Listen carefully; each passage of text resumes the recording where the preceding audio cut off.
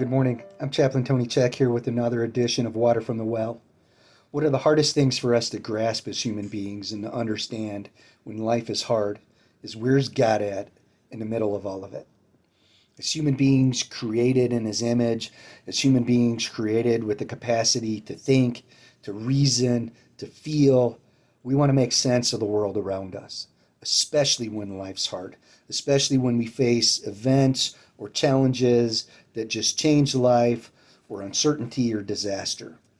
An unbelieving world around us would charge God with not being very good. They would say if God was good, He could change the world around us and not have bad things happen. Others would charge God with being maybe good, but not very powerful. If He was powerful, He'd change it. Others would look at God and go, certainly He can't be real. Otherwise, the world wouldn't work the way that it is. But I would tell you that the chief claim of Christianity is that God has made everything by Him and for Him. Everything belongs to Him.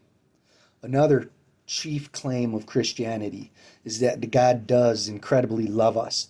He made us for a relationship with Himself, but we sinned. We walked away from Him.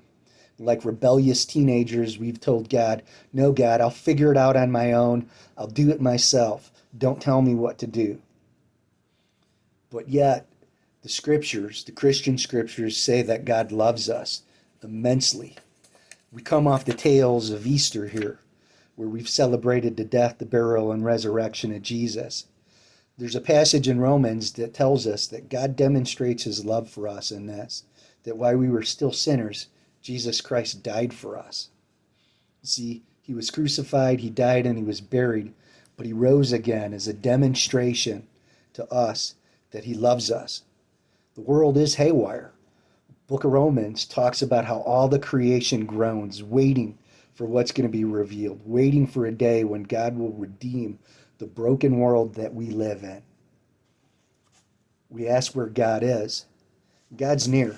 And the writer of Ecclesiastes says, remember your Creator in the days of your youth, before the days of trouble come, and years approach when you'll say, I find no pleasure in Him.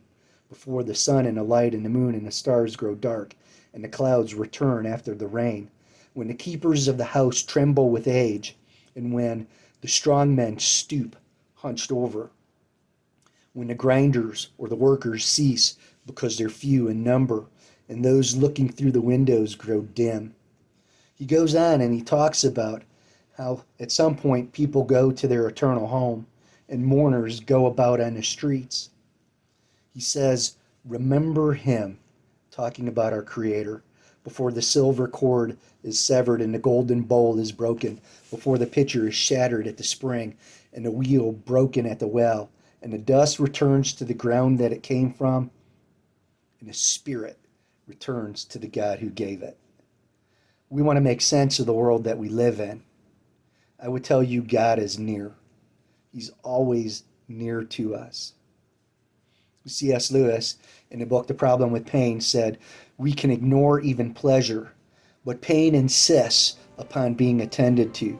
God whispers in our pleasures. God speaks in our consciences, but He shouts in our pain. It's a megaphone to rouse a deaf world.